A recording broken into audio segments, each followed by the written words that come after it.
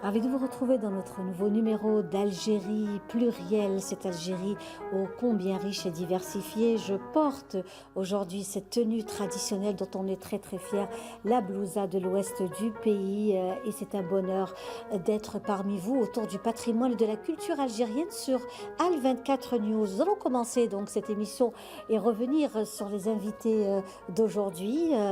Ils sont d'ici et d'ailleurs et toujours avec le flambeau de l'identité algérienne, du patrimoine algérien, de l'amour que nous avons pour notre cher pays, l'Algérie, autour de la tradition et des modernités et de la modernité. Et avec nous aujourd'hui, c'est un plaisir de la recevoir. Nous vient de Marseille.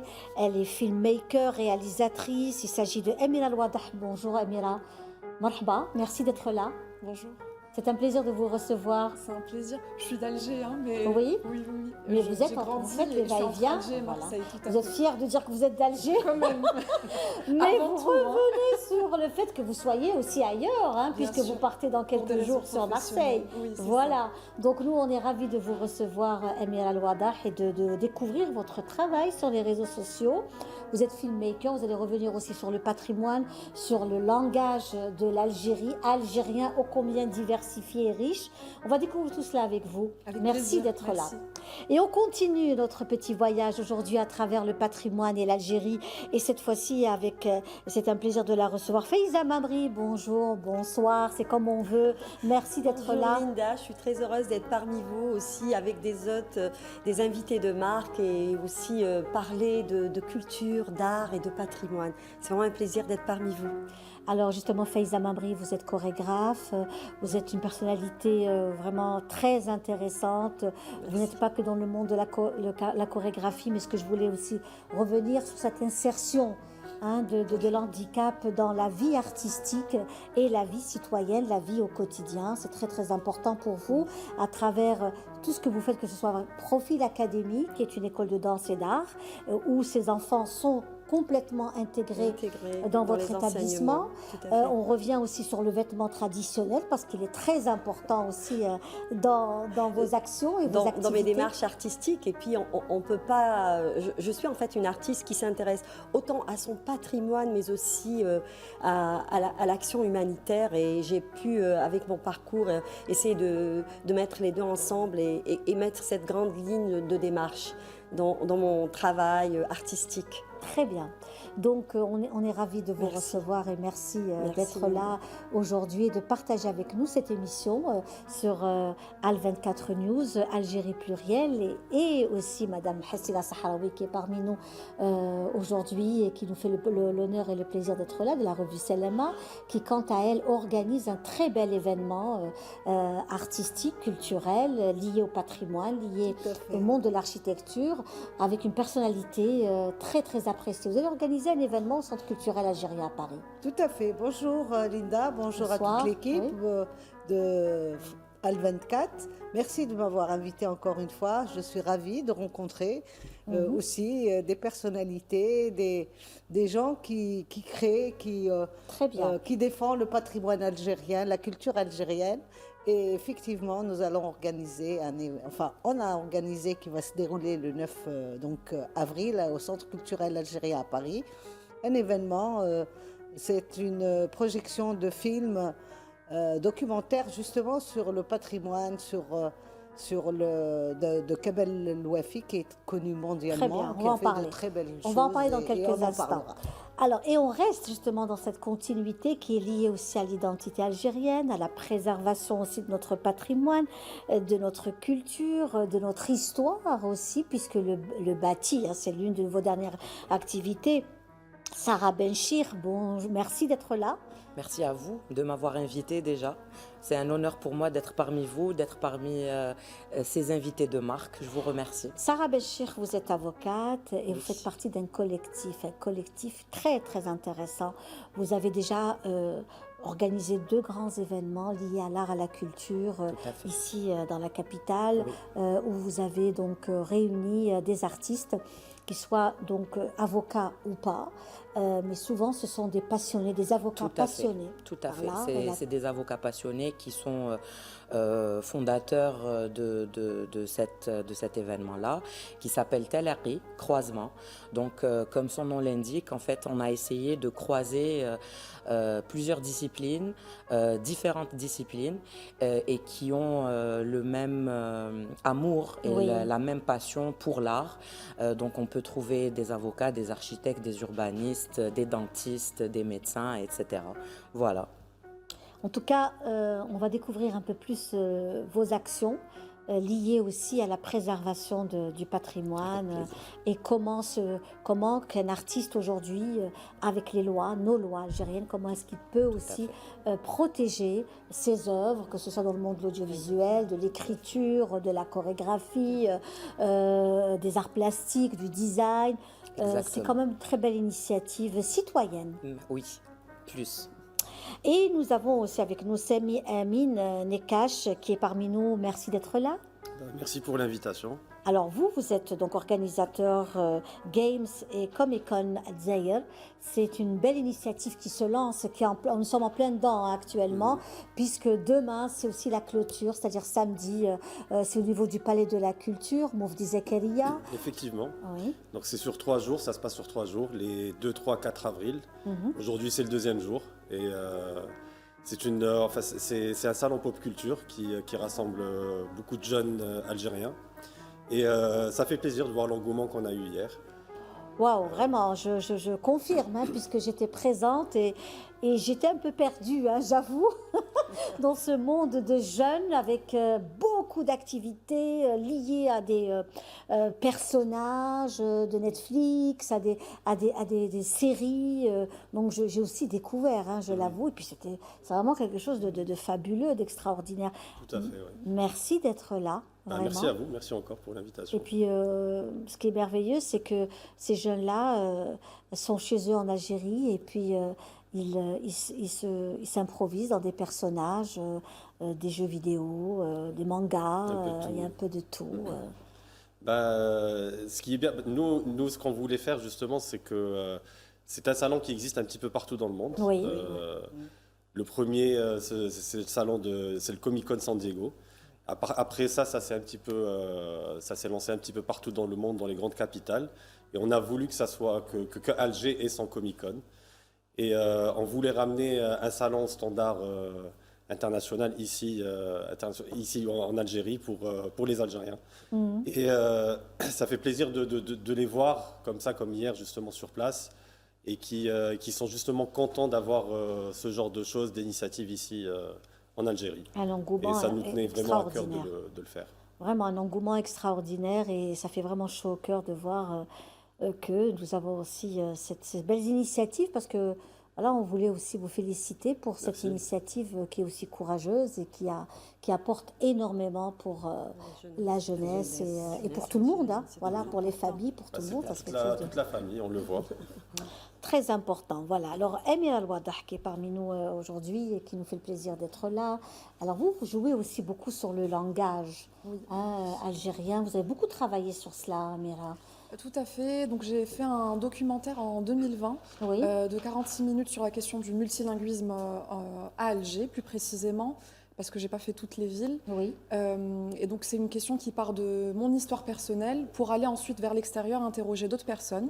Et là, depuis 2024, donc j'ai décliné ça sous forme de web-série sur les réseaux sociaux, donc sur Instagram, TikTok et YouTube Shorts, Oui. pour mettre en avant en fait ces interviews et ces témoignages que j'avais pu faire sur la question de la langue et du rapport aux langues. J'ai vu ça. Donc, c'est selon. Vous avez interviewé des personnes. Vraiment, c'est quelque chose de très, très intéressant de revenir un peu sur cette façon de s'exprimer. Voilà, dans la capitale. Oui. Parce que c'est vraiment. Aujourd'hui, on est. C'est un véritable melting pot de langage, d'accent, et ça crée vraiment une richesse Tout à fait. vraiment assez particulière. Et ça, Tout c'est à vraiment fait. quelque chose de très intéressant. On revient à vous, Hassina Sahraoui, qui est parmi nous, donc la revue Selema, qui est aujourd'hui sur le net. Vous activez beaucoup également autour de la culture, des signatures de livres.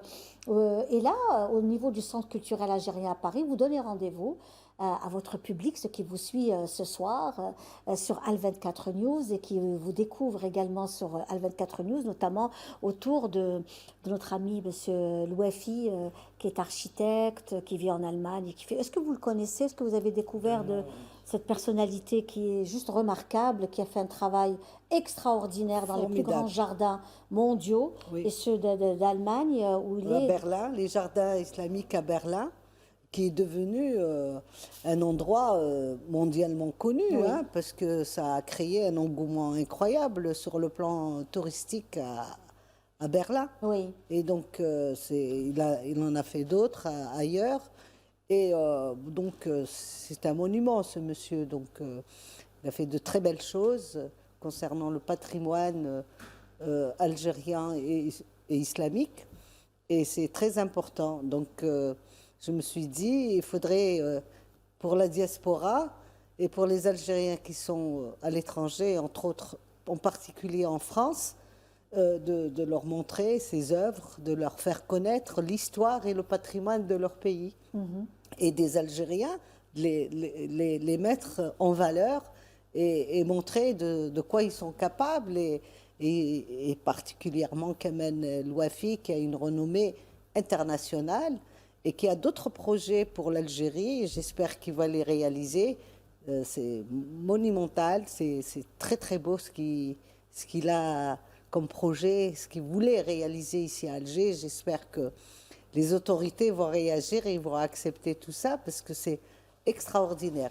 Parce qu'il a été sollicité entre autres par la France et d'autres pays, et lui il tenait à tout prix ce nouveau projet qui s'appelle la pyramide, le réaliser ici en Algérie. Donc j'espère qu'il va le faire. Alors, et donc voilà. Alors, moi, malgré moi, par rapport au magazine, c'est les lecteurs qui m'ont poussé à faire ces événements ici en Algérie ou en France. Dans quelques instants, Hassina Sahraoui, et notamment autour du rendez-vous. Alors, vous avez un rendez-vous à donner au Centre culturel algérien à Paris, c'est le 9. Le 9. Ce sera le 9, donc on sera un jeudi. Tout à fait, à 19h. À 19h, au Centre culturel algérien à Paris, qui est un centre culturel très actif, qui travaille beaucoup. Énormément. Il y avait beaucoup d'activités au niveau du votre ramadan. Là maintenant aussi. Voilà. Et vous êtes aussi donc partie prenante de ces activités avec cette conférence. Ce sera une conférence? C'est-à-dire que moi j'ai l'habitude, ça fait plusieurs fois que j'ai organisé, que ce soit sur les artistes, les tableaux, comme j'avais organisé déjà une exposition de tableaux de notre amie Janet Daël, Madame Daël de Annaba. J'ai fait déjà pas mal de choses, des présentations des livres, des ventes dédicaces et des débats autour des nouveaux livres d'Algériens qui sont en France. Et là, j'organise donc ce film documentaire sur les travaux de Kamel Louafi, qui est donc un Algérien qui est résident en Allemagne, à Berlin. Et là, il y a donc cette projection de film qui s'appelle, le film, c'est Le jardinier, le vol du jardinier nomade, le titre. Et ensuite, il y a un débat avec le public, et après, il y a une vente dédicace de ses livres, parce qu'il en a fait des livres, dont l'éditeur est aussi algérien, ici à Alger, qui s'appelle donc Akhlé à Amirouche, qui a un événement qui démarre demain, en plus à Alger. Et ensuite, il viendra à Paris pour le 9. Et il y a un modérateur qui est très connu aussi, c'est un Algérien, c'est un grand architecte qui s'appelle donc Amar Lounas, qui est connu en France pour aussi ses travaux, ses œuvres et tout ce qu'il a réalisé. Et ensuite, il y a donc bien sûr des rencontres entre le public autour d'une collation et de la musique avec le oud. Écoutez, c'est un programme assez alléchant, et ceux qui nous suivent aujourd'hui depuis Paris ou ailleurs, pourquoi pas faire aussi Il ne faut pas rater le rendez-vous. il ne faut pas rater le rendez-vous. Alors, puisque nous sommes autour du thème patrimoine et modernité, je pense que c'est aussi quelque chose de très important de revenir aussi aux activités que vous menez également. Faiza Mamri, je disais, chorégraphe, vous avez une école d'art, profil académie. Et vous êtes aussi donc autour de, il y a de l'art et solidarité, citoyenneté, vous êtes autour de cela, vous vous occupez aussi de cette enfance, je le disais. Il y a aussi des jeunes talents qui sont dans la chorégraphie, qui se déplacent à l'international pour avoir aussi des formations, pour présenter des spectacles. Il y a eu aussi, puisque nous sommes à quelques jours aussi de l'arrivée du pape ici en Algérie, et c'est un moment très très fort et très très important pour nous tous en tant qu'Algériens, et à travers le monde. Vous avez aussi organisé pas mal d'événements autour du vivre ensemble. Exactement. Et en paix, donc autour de cet espace, autour du dialogue et de la richesse, de l'amour de l'autre. L'amour de l'autre, le partage, la citoyenneté active, l'inclusion aussi envers des enfants à besoins spécifiques. Oui. Donc, en fait, notre académie, elle a deux ambitions. D'abord, offrir un enseignement artistique des arts de la scène, qui allie entre danse classique, théâtre, comédie musicale, art dramatique, et aussi enseignement de la musique. Alors nous voyons là à l'écran une thématique très importante. Ça, c'est une de mes écritures chorégraphiques qui s'intitule Hijra, qui a eu beaucoup de succès, qui a été sollicitée par beaucoup d'ONG, qui a fait, et grâce à cette œuvre qui a été décrite en pièce théâtrale, qui est devenue ensuite une pièce chorégraphique sur scène. Donc, qui s'intitule Hijra, ça a été en 2016. Donc, c'était à l'époque de la crise migratoire mondiale. Et moi, en tant qu'artiste, ça m'avait alerté, en fait, cet enfant qui a été éjecté à la mer, un enfant. Donc moi, en fait, en tant qu'artiste, pour moi, l'enfant a des droits. A des droits. Et on ne peut pas toucher un enfant, quel qu'il soit. Donc un enfant a le droit, il n'a pas le droit de subir les erreurs des grands. Et du coup, j'ai écrit cette œuvre qui alerte un peu sur cette crise migratoire mondiale. Elle a été présentée au Festival de Cannes à l'annonce du Festival du cinéma en 2016. Elle a eu la 5e place sur 500 participants. Par la suite, elle a été sollicitée par toutes les ONG. Et en 2019, j'ai fait une conférence à l'Université de Bologne qui, grâce à cette œuvre, j'ai eu le premier prix Novicives pour justement parler de l'humanité, parler de l'enfance, parler des droits de l'enfant et tout simplement de la détresse humaine et des valeurs universelles. Donc, je dirais que l'art, quelque part, est messager. L'art est messager, l'art est ouvert, l'art est universel. Et c'est avec mes écritures chorégraphiques que j'ai pu, quelque part, mener ce chemin humanitaire, mais aussi offrir les enseignements aux enfants à besoins spécifiques, enfants trisomiques, autistes, aussi cancéreux. On se déplace vers eux, on leur donne la voix à l'art et une écoute aussi, une écoute.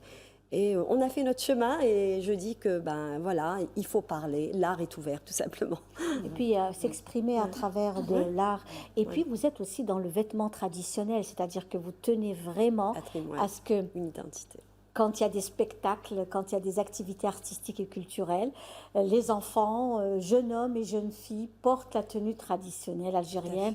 Je le disais, la tenue que je porte aujourd'hui est une blousa de l'ouest du pays. La blousa est de l'ouest du pays, donc qui va être bientôt classée. Et ça, on est vraiment très, très fiers de cela. Là, nous voyons justement Madame la ministre de la Culture et des Arts, Madame Malika Bendouda, qui revient aussi sur la blousa de l'ouest du pays, dont nous sommes très, très fiers et qui va être prochainement classée, je le disais, et préservée, notamment un patrimoine matériel à préserver absolument.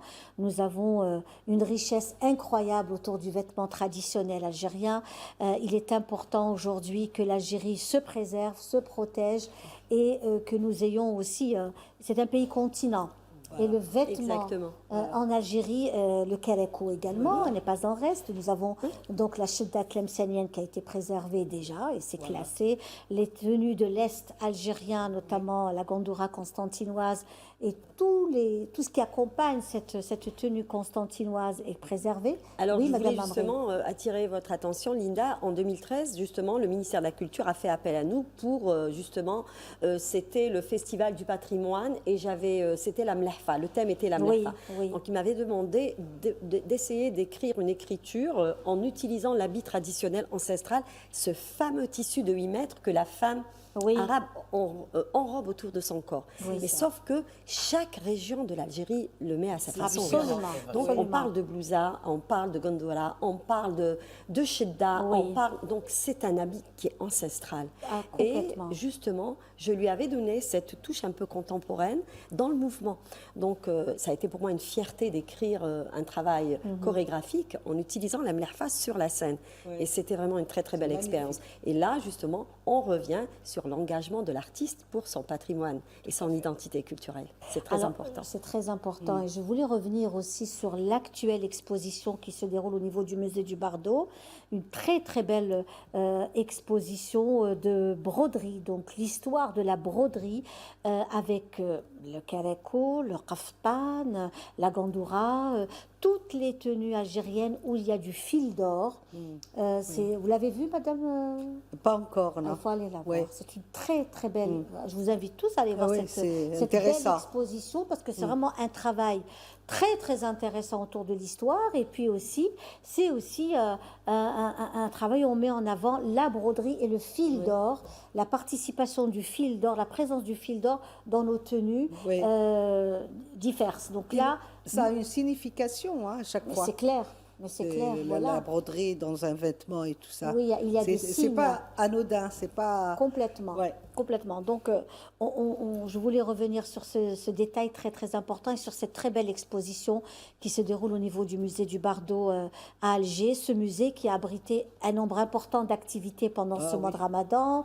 Il a été vraiment très, très sollicité, que ce soit pour le mapping. Vous avez été pour le mapping Monsieur Non, Descaches on était vraiment dans les préparatifs du Games and Comic Con. Ah, très Et bien. ça nous oui. a pris, entre autres, tout le mois de Ramadan. De Ramadan. Donc, mais c'était un très bel événement Oui. au niveau, le premier festival international Exact. du mapping. Voilà, donc c'est aussi une initiative à encourager au niveau du Bardo. Et puis après, je suis certaine Je qu'il l'ai va vu à prendre la son télé, ampleur. c'était magnifique. Oui, oui, Comme oui, j'étais c'était- pas Bonne là, retombée, ouais. donc Il y a eu un c'était retour magnifique. exceptionnel. Vous étiez là J'ai regardé sur les réseaux aussi. Ouais, D'accord. c'était magnifique. Moi, j'ai beaucoup aimé. Donc, on revient à vous, mon cher ami. Vous qui êtes parmi nous aujourd'hui, vous êtes minoritaire. Hein. Bien, non, ça vous va, hein, ça vous va. Très bien. Vous avez la bonne place, vous êtes unique. Alors, dites-nous vraiment, pendant ces événements que vous-même, enfin, le collectif, hein, donc, vous organisez donc le Comic-Con, il est à sa combienième édition Alors, c'est la 4e édition. 4e Donc, édition. on vient à la 4e édition. On arrive à la 4e édition. On avait commencé en 2018. Il y a eu un creux entre 2018 et 2024. Oui, on bien connaît sûr. les circonstances et les raisons. Mhm. Mais ça nous tenait vraiment à cœur de revenir, de reprendre ce salon. Ça aurait pu s'arrêter à une édition. Mais on y a cru parce qu'on est déjà passionné par ça. On voulait vraiment que ça existe et que ça continue à exister. Ça a été très positif la première fois et on se disait qu'il fallait que ça revienne encore une deuxième, puis une troisième, etc. Et là, on espère encore continuer les années prochaines, enfin, de continuer à faire ce salon.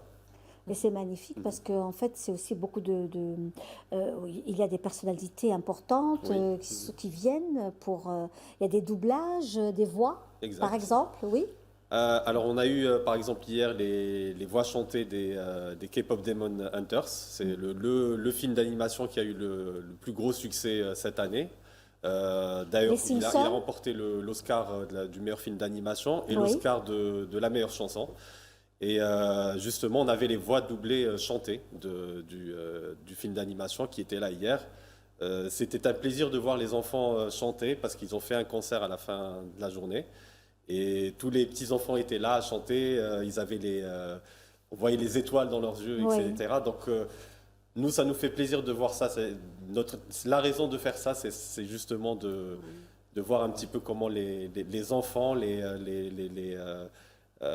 adultes aussi, hein, quand on voit les adultes. Pour les enfants, je Oui, pour tout le monde, hein, on est C'est tous. bien, tout à fait. Ouais, parce que vraiment, Formidable. c'est vraiment quelque chose de. Bravo, hein, parce Formidable. que pour la jeunesse et les enfants, c'est très important. Après, c'est une satisfaction personnelle, quoi, de voir les autres heureux et contents. Il faut que ça continue, ce genre de choses. Nous, on continue à le faire. Il y a des difficultés parce que c'est un gros salon. C'est beaucoup d'organisation. Ça nous prend au moins 9 mois. Oui. Parce que même les artistes, il faut les booker Oui, à bien sûr. à l'avance parce qu'ils ont un planning quand même assez chargé. Et c'est 9 mois de travail. C'est à partir du moment où on connaît les dates, ça ne s'arrête pas. Il y a différentes activités pendant le salon. On a aussi notamment toute une partie e-sport aussi, sur les compétitions sur jeux vidéo, qui se développent à l'international. Et il y a beaucoup de très bons joueurs en Algérie qui commencent à s'exporter. Et on veut aussi mettre certains standards ici en Algérie aussi pour ce domaine-là. Et même dans ce domaine-là, on est en train d'augmenter le nombre de jeux en compétition. Et ça fait plaisir aussi de voir de jeunes joueurs. Et cette année, spécialement sur 2 jeux qui sont Tekken 8 et Street Fighter 6, on envoie les gagnants au Japon, à Tokyo, pour participer à un gros tournoi international qui s'appelle l'Evo. Et ça leur donne la possibilité de rencontrer encore d'autres joueurs, de confirmer et d'augmenter aussi le niveau. Parce qu'ils savent très bien jouer, on le voit, parce qu'on les rencontre assez souvent. Et c'est justement en faisant ce genre de compétition que leur niveau aussi s'élève. Et quant à nous, on se retrouve dans quelques instants.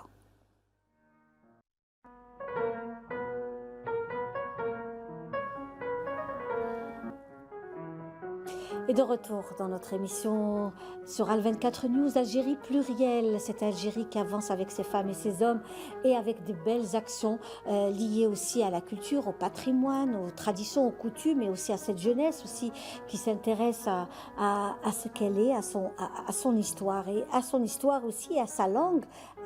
Aujourd'hui, on s'exprime d'une façon très particulière. Nos jeunes aussi s'expriment de façon très particulière. Je disais, donc, cette jeunesse algérienne soucieuse et jalouse de son patrimoine, qui veut aussi se réapproprier son histoire à elle, et qu'elle veut elle-même écrire son histoire. Je pense que c'est aussi un point très important. Aujourd'hui, n'est-ce pas, vous êtes tous ouverts au public et à la discussion. Aujourd'hui, il faut le défendre et le transmettre surtout, parce que c'est important. Nous avons beaucoup d'historiens, de jeunes historiens, des chercheurs qui sont aussi dans l'histoire, et ces jeunes veulent aujourd'hui, n'ont pas besoin d'avoir une histoire racontée par d'autres, mais une histoire écrite par nous-mêmes. Voilà. Et vous l'avez aussi beaucoup travaillé là-dessus. Hassina Oui, Sahraoui. tout à fait, parce qu'on ne peut jamais dire les vérités quand c'est raconté par l'autre. Même s'il fait des recherches, mais c'est le vécu. C'est clair. Depuis notre enfance, quand on est né, les grands-mères, les arrière-grands-mères, tout ça. Moi, j'ai un petit peu vécu tout ça. C'est pour ça que j'adore tout ce qui est culturel, tout ce qui est patrimoine et tout. Plein d'histoires qu'on nous apprenait, qu'on nous racontait, que moi-même, j'ai transmis à mes filles et mes filles aussi à leurs enfants. Oui. Donc, c'est très important. Et c'est que quand on a le ressenti, c'est quand c'est nous-mêmes, que ça vient du cœur, on le fait par amour, par passion, par admiration de nos ancêtres, etc. C'est authentique et c'est authentique. C'est ça qui est beau. C'est authentique parce que c'est du vécu, puis il n'y a aucune orientation. Tout à fait. C'est ça aussi. Parce que quand c'est raconté par l'autre, ce n'est plus la vôtre finalement. Tout à fait. N'est-ce pas, Maître Béchir, quand on revient sur l'histoire du pays, de l'Algérie, qui est une histoire profonde, millénaire, quand on va vraiment dans le fin fond du Tassili, on découvre une histoire incroyable de l'Algérie qui a une histoire. C'est jamais fini. Et c'est jamais fini. C'est jamais fini. On découvre sans arrêt, sans arrêt. Donc ça, c'est quelque chose, c'est un point important. Oui, c'est important et il faut protéger ça, justement. Il faut défendre tout ce qu'on a, notre patrimoine, et par différentes actions. Il faut justement essayer de démocratiser aussi, parce que le public en général, l'Algérien, n'est pas au courant de beaucoup de choses, et je ne sais pas si c'est par un manque de communication. Pourtant, l'État fait ce qu'il faut pour essayer de sensibiliser comme il peut, mais l'État ne peut pas tout faire. Donc justement, nous, je ne parle pas juste des invités, aussi, voilà, des collectifs, des associations, de se constituer en association, de créer aussi des activités. Tout à fait, exactement. Et aujourd'hui, nous savons qu'il y a énormément d'aides et beaucoup d'associations qui sont en train de se créer, citoyennes, qui sont aussi dans des communes, qui se préoccupent aussi de l'hygiène, de l'entretien. Vraiment, il y a beaucoup de choses qui se font. Tout à fait. Et de faire revivre aussi notre patrimoine. Absolument. Et c'est important. donc, il faut le préserver. C'est le cas de votre collectif. Et ne pas le détourner d'une autre manière. Voilà. Franchement, moi je... Ah pardon. Allez-y, allez-y. C'est pas grave. Donc, en fait, le collectif que nous avons créé avec mes confrères et mes consoeurs, qui sont aussi avocats majoritairement, donc nous avons aussi d'autres personnes avec nous en dehors de la profession d'avocat. On s'est dit, par rapport surtout à l'édition de 2025, on s'est dit qu'il fallait qu'on parle justement de notre patrimoine, et nous avons choisi le patrimoine architectural, parce que quand on parle de patrimoine algérien en général, il y a beaucoup de choses. Justement, vous étiez en train de parler de la blousa de l'Ouest ou de la gandoura. Nous avons aussi nos gâteaux traditionnels, par exemple. Notre musique. Notre musique, tout à fait, le bijou. Tout à fait. Donc nous avons choisi justement, pour ne pas s'éparpiller, on a choisi le bâti, et donc le patrimoine architectural algérien et sa relation avec le droit. Donc nous voulions démocratiser justement tout ça et sensibiliser les gens. Donc l'événement est ouvert au public en général, parce que l'édition de 2024 était plus axée sur l'artiste et ses droits. Donc c'était tout ce qui est propriété intellectuelle ça, c'est aussi très important. Et industrielle. Oui, tout à fait. D'ailleurs, j'étais en train de discuter avec les invités tout à l'heure, et on s'est rendu compte que beaucoup n'étaient pas au courant des droits et des obligations.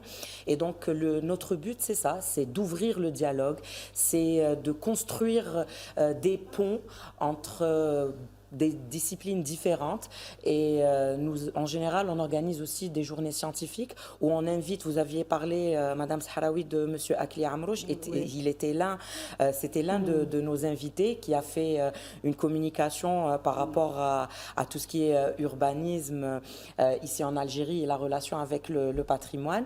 Et donc c'est très très varié, et on saisit l'occasion aussi pour ouvrir et donner la possibilité aux jeunes artistes d'exposer, parce qu'il y a aussi des expositions, il y a des peintres professionnels ou pas, et il y a aussi des projections. Oui, tout âge confondu. C'est ouvert à tout le monde. Pour la deuxième édition, donc c'était un peu plus organisé. La première édition, c'était plus un lancement afin d'ancrer les principes de croisement de Talaqi. La deuxième édition, c'était d'ailleurs, il y avait eu une sélection, il y avait un comité de sélection présidé par Monsieur Karim Sergoua. Voilà, donc c'était la commission qui avait choisi les exposants, et il y a eu des projections. Il y a eu Kherdin Khaldoun qui avait projeté son film. Il y avait aussi, on avait invité aussi des avocats et l'un d'eux avait fait une plaidoirie pour défendre justement le patrimoine architectural algérien. Donc il avait simulé que le patrimoine architectural algérien était comme une personne, et c'était donc la victime, et il était là pour défendre justement ça. Il avait fait une plaidoirie dans ce sens, et on avait eu aussi des rencontres littéraires avec différents écrivains, et on a discuté, on a ouvert les débats. Il y avait aussi beaucoup d'invités. On a parlé aussi de la protection nationale et internationale, parce que nous avons par exemple la Casbah d'Alger qui est classée patrimoine international. Donc on a parlé de la protection, comment ça ça se passait, qu'est-ce qu'il fallait faire, qu'est-ce qu'il ne fallait pas faire.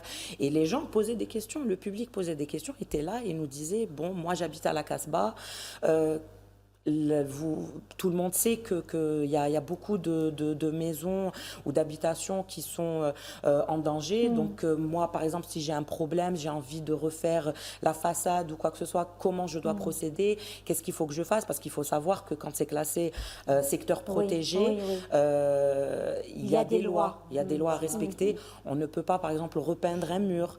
On ne peut pas... Donc, il y a une façon absolument. Et puis, il y a des matériaux spéciaux. Donc, on avait parlé aussi de la vallée du Mzab, on avait parlé de la Casbah de Délice. Donc tout ça, c'est classé patrimoine sauvegardé, secteur sauvegardé. D'ailleurs, c'est l'Agence nationale des secteurs sauvegardés qui nous avait ouvert leurs portes à l'époque. Hein, et on avait même reçu quelqu'un qui nous avait fait une communication de chez eux et qui nous avait expliqué tout ça. On avait aussi parlé, comme je vous avais dit tout à l'heure, de la protection nationale et internationale. Et on avait essayé de sensibiliser les gens. On avait même parlé du programme au niveau des écoles, du primaire. On avait dit que, en fait, la sensibilisation et la prise de conscience commence au niveau des enfants. Donc, Madame Faiza, tout à l'heure, avait parlé des enfants. Et les enfants, justement, ont des droits, mais aussi, ils ont des obligations. Et ces obligations-là, c'est à leur entourage de leur inculquer tout ça, de leur apprendre et de leur donner ces principes-là.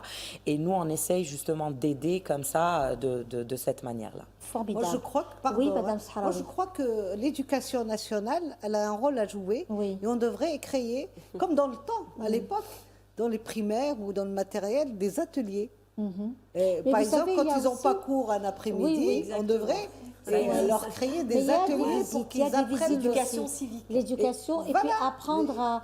Vous savez, et puis des ateliers pour connaître le patrimoine, l'histoire, tout ça, comment, etc., à travers les dessins, à travers de plein de choses. À l'époque, nous, quand on était gamine, on apprenait plein de choses. On parlait de la broderie tout à l'heure. Moi, j'ai appris de la broderie. Oui, à l'école. oui. Ça, par contre, c'est un point important. J'ai appris de la broderie, j'ai appris de la musique à l'école, j'ai appris le dessin. Allah yarhamha, c'était mon professeur que j'aimais beaucoup, beaucoup. Elle était tellement gentille et douce, le Moujahda. Madame Haddad. Oui, Aïcha. Aïcha.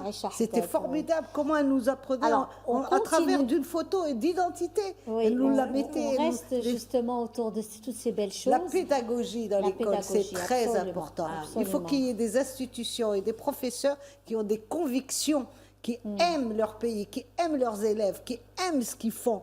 Il faut qu'ils travaillent.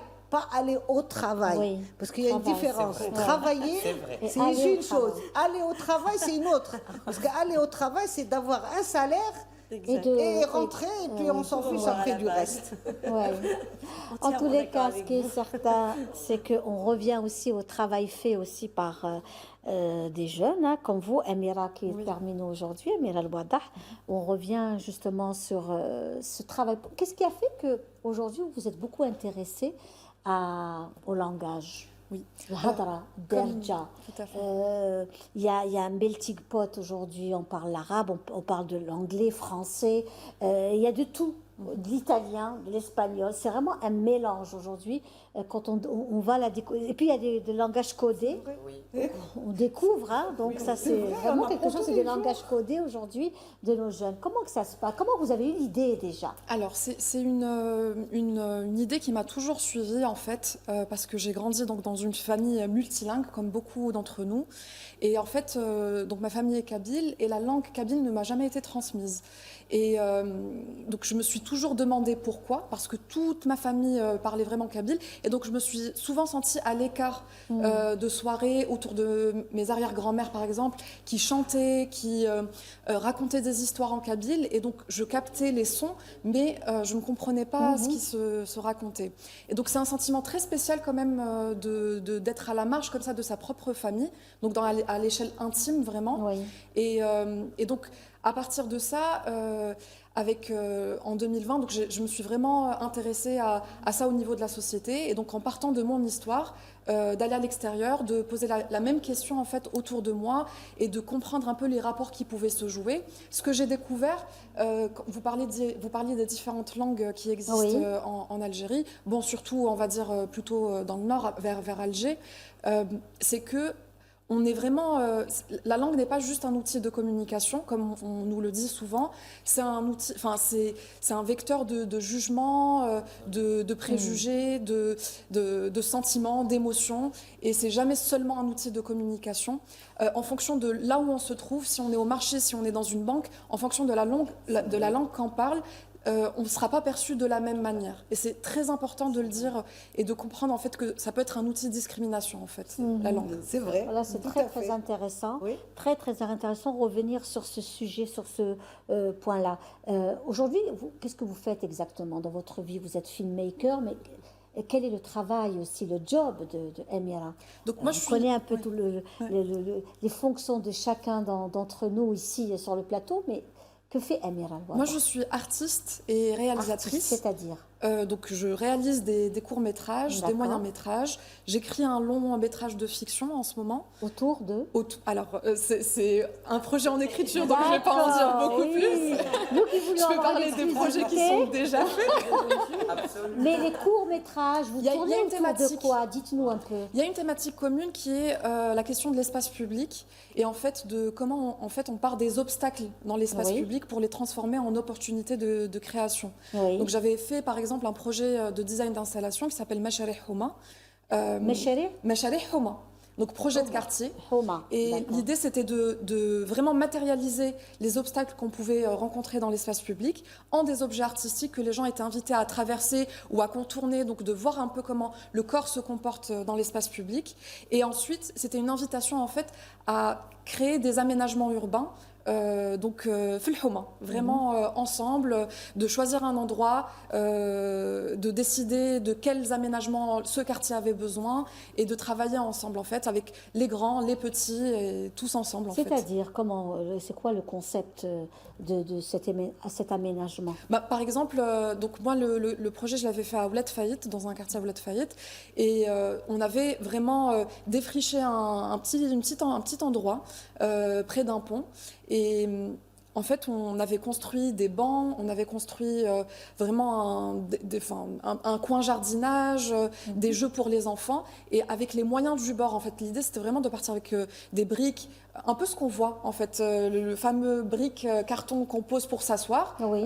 dans la rue. L'idée c'était de reprendre un peu cette idée, ce concept de fabrication facile, et de travailler tous ensemble dans le quartier. C'est un environnement. Oui, c'est un espace public en fait qu'on a recréé. C'est dans le cadre de l'environnement. Comment se Voilà. réapproprier en fait Oui. cet espace, ce quartier, les gens avec lesquels on vit finalement. hein. Tout à fait. C'est vraiment un point très très important aujourd'hui. Alors, la vidéo qui tourne, est-ce que vous pouvez nous l'expliquer? Alors Voilà. ça, c'est la bande-annonce du film que j'avais fait, donc La Grosse Moula ou les Méchants. Donc veut c'est dire le quoi? titre de mon film sur le multilinguisme. C'est une phrase qu'ont dit deux jeunes dans le film que j'avais pas compris au moment du tournage. La Grosse Moula, en fait, ça signifie voilà, des personnes riches. Et les méchants, c'est ceux qui n'ont pas d'argent, en fait. Et en fait, ce qui est intéressant dans leur explication, c'est qu'ils rattachaient ça aux langues. Donc ils expliquaient que voilà, la Grosse Moula, c'était les francophones et les méchants, c'était les arabophones. Ça, dans leur explication, c'était un exemple, hein, bien sûr, mais ça montrait en fait comment on rattache finalement ce que je vous disais des préjugés, des jugements à la langue qu'on parle en fonction du contexte dans Alors lequel on est. qu'aujourd'hui aussi, la derja est présente partout, le langage, les mots, hein, n'est-ce pas? On peut vous revenir quand un j'ai vu peu. le sujet, c'est intéressant parce que Oui. nous, par exemple, sur nos pages, on reçoit beaucoup de messages. Et c'est intéressant de voir comment c'est écrit. C'est écrit soit en latin, mais c'est de la derja, Oui. soit de la derja en arabe, écrit en arabe avec les lettres arabes, soit de l'anglais, soit du coup, on voit qu'on reçoit vraiment du kabyle aussi. Du kabyle, voilà, de reçoit- Benazir, c'est vrai, hein, Et aujourd'hui. franchement, ça nous fait plaisir parce qu'on se dit vraiment, c'est on est un peuple vraiment riche culturellement Tout à fait. et qu'on devrait vraiment pousser ça et en profiter. Oui, Je Faïssa. voudrais revenir sur l'intérêt que porte Amira sur le langage. Ben oui, c'est formidable parce qu'en fait, il y a aussi Mani Youstoussé qui avait écrit un livre sur les bouqalettes de nos grands-mères. Moi, par exemple, j'ai gardé un très fort souvenir de ma grand-mère. C'est très fort en moi-même. Et ça m'arrive dans mon enfance, où elle nous disait des petites phrases comme ça, des petites anecdotes, par exemple, et je les retransmets à ma fille. Je me dis, c'est important, le langage est important.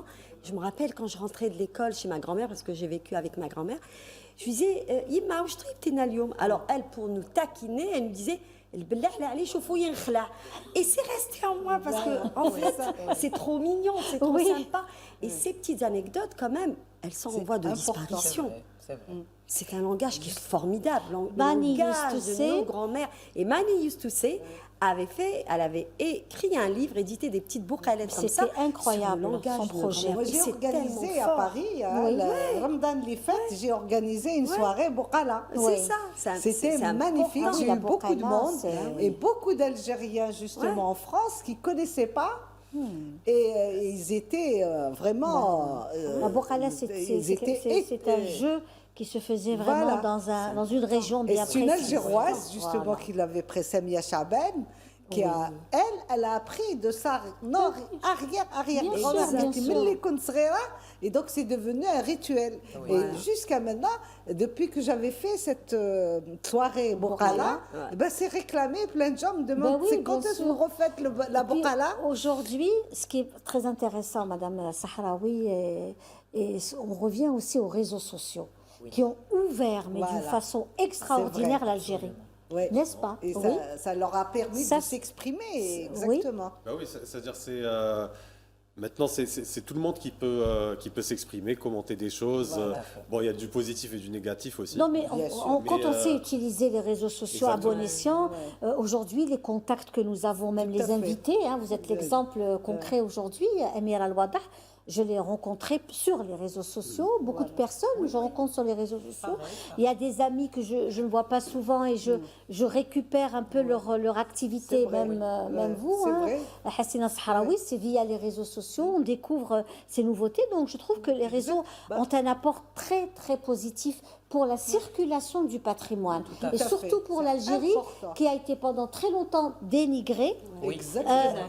Parce qu'ils dénigrée. ont une très grande méconnaissance Mais sur aussi l'Algérie, dénigrée. sur son histoire Donc, et son patrimoine. aujourd'hui, les réseaux sociaux, il y a toute cette jeunesse qui vient, qui Voilà. découvre, qui fait découvrir aussi la Casbah d'Alger, les autres régions d'Algérie, C'est le ça. vêtement, l'art culinaire, ce que vous faites, vous, aujourd'hui, au Palais de la C'est-à-dire, on a Culture. découvert, parce qu'on a une partie aussi galerie d'art. Oui. Il y a beaucoup de tous les exposants sont venus via nos pages, C'est ça. via les réseaux sociaux. Donc ils nous ont contactés. Là, ils exposent actuellement justement pendant le Comic Con. Oui. Donc oui, c'est très important. Ça leur donne la possibilité de Ouais. montrer ce qu'ils font. Tout à C'est fait. la c'est même chose important. pour Et pour Oui. le langage qu'elle disait celle-là, Oui. c'est pareil. Il y avait Smaïn Chertouk qui a fait un livre. Je lui ai Oui. organisé un événement au Centre culturel algérien à Paris, que j'ai ramené aussi à dédicacer son livre sur le stand Salama Oui. l'année dernière de le SILA. Et ben maintenant, tellement que ça a plu, et ben il devient comédien, l'auteur. Très bien. Et là, il passe partout. Il a eu un succès fou par rapport à ça. Langage de Oui. chaque région, Kabylie, l'Est, tout ça. Maintenant, on lui dit il faudra faire quelque chose pour le langage oranais, Oui. l'Ouest, Oui. etc. Et, Alors, on revient c'est- justement à vous, Pour ma Emira. part, oui, c'était un shift très important en fait, les réseaux sociaux. Donc l'an dernier, pourquoi j'ai décidé de faire ça? C'est que j'avais fait ce documentaire et en fait, il n'avait pas beaucoup circulé en Algérie parce qu'on n'a pas beaucoup de salles de cinéma. Et pourtant, je l'avais vraiment pensé comme un dispositif pour créer du débat autour de la question des langues. C'était ça qui m'intéressait avant tout. Et finalement, j'ai pu le faire grâce aux réseaux sociaux, qui est un autre support de diffusion et qui permet en fait d'avoir plusieurs millions de vues sur chaque épisode que je sors et d'avoir Bravo. des centaines de commentaires où les gens donnent leur avis. Et en fait, ce qui est très intéressant aussi, c'est que dans cette web-série que je fais, j'ai des personnes qui ont des avis complètement différents. Et en fait, ce qui m'intéresse, c'est de créer plus de compréhension quelque part en ayant des gens qui se sentent inclus. Absolument. Ouais. Dans tous les avis, en fait, on pourrait se reconnaître dans vraiment chaque épisode et dans les commentaires, aller lire et voir un peu comment les autres réfléchissent. Et ne pas être d'accord peut-être, mais se donner des arguments et discuter, en fait, c'est ça le plus important. Hijra, c'était aussi une expression très forte, puissante, c'est un mot puissant, hijra. Ça peut être l'exil du mental, de son âme, de l'amour. On est exilé tout en étant sur place, on est exilé en étant ailleurs, on est exilé d'une mentalité. On est vraiment, le mot hijra est un mot très puissant, Il est très fort, Madame oui, Mamri Feiza. Hijra, pour moi, il touchait toute l'humanité entière, sans frontières, sans distinction. L'homme, l'enfant et la femme aussi. Et c'est vrai que le premier tableau, c'était lorsque le mari aborde son épouse et l'enfant qui était assis comme ça, il observait les parents et l'homme qui décide et dit à son épouse, nous devons partir. Et la femme qui refuse tout simplement, je ne veux pas partir, je veux rester dans mon pays. Je veux rester avec mes racines, mes ancêtres, ma maison. Mais l'homme décide, il lui dit, nous devons partir. Et l'enfant qui n'est pas d'accord aussi, mais voilà. Et bien entendu, le voyage commence, terre, mer, est-ce qu'ils vont survivre? Donc tout ça est remis en cause. On parle d'humanité, de familles entières qui exilent, mais qui, quelque part, ça peut être dû à la pauvreté, à la Bien misère, sûr, c'est clair. à la C'est guerre, clair. à la violence. Oui. Et tout ça aussi des enfants qui sont mis dans des camps de concentration. La séparation de l'enfant et de la famille, ça c'est un enjeu qui est très important. Très important. Feiza Mamri. Donc voilà, on en reparle. C'est très- Déjà, c'est aussi un point important. Il nous reste que quelques minutes avant la fin de notre émission. Feiza Mamri, Profil Academy, des rendez-vous. On peut la retrouver sur les réseaux sociaux, bien sûr, pour ceux qui souhaiteraient rentrer en contact avec vous. Des programmations. Nous savons aussi que vous êtes aussi très engagé autour de ce cri humanitaire de l'enfance, de la femme, de la famille. Merci d'avoir été parmi nous Merci, aujourd'hui. C'était un Linda. bonheur Merci, c'était un dans honneur notre aussi d'être Algérie parmi vous. plurielle et d'avoir rencontré toutes ces belles personnes. En tout cas, Maître Benchir Sarah et cette belle initiative lancée autour de la préservation du patrimoine et comment se servir des lois Tout à qui fait. existent en Algérie pour préserver et le travail, et la création artistique, et le bâti. Donc, c'est l'identité algérienne, tout ça, c'est vraiment un Donc, point... nous, en tant qu'avocats, déjà, on est là pour défendre la loi. Hein. L'avocat Oui, n'est pas là juste la mettre pour... en avant. Voilà, donc on met en avant les lois qu'il y a, on explique comment les appliquer. Et aussi, on est là aussi pour sensibiliser les gens, pour expliquer les choses. Et puis pour défendre aussi notre patrimoine, ce beau patrimoine qu'on a. Donc nous sommes militants de tout ce qui est beau et l'art est beau, donc voilà. Merci beaucoup Sarah Benchir, Merci à merci vous. d'avoir été parmi nous et puis merci aussi à notre ami donc, qui est parmi nous, Semi Amin Nekash de Comic Con Zaire, qui encore jusqu'à demain, hein, mes amis, vous qui êtes donc branchés ce samedi tout au long de la journée jusqu'au soir avec de très très beaux rendez-vous. Un rendez-vous à ne pas rater, c'est au Palais de la Culture, Mouf de Zakaria, ici à Alger, à Kouba plus particulièrement. Merci. Merci encore.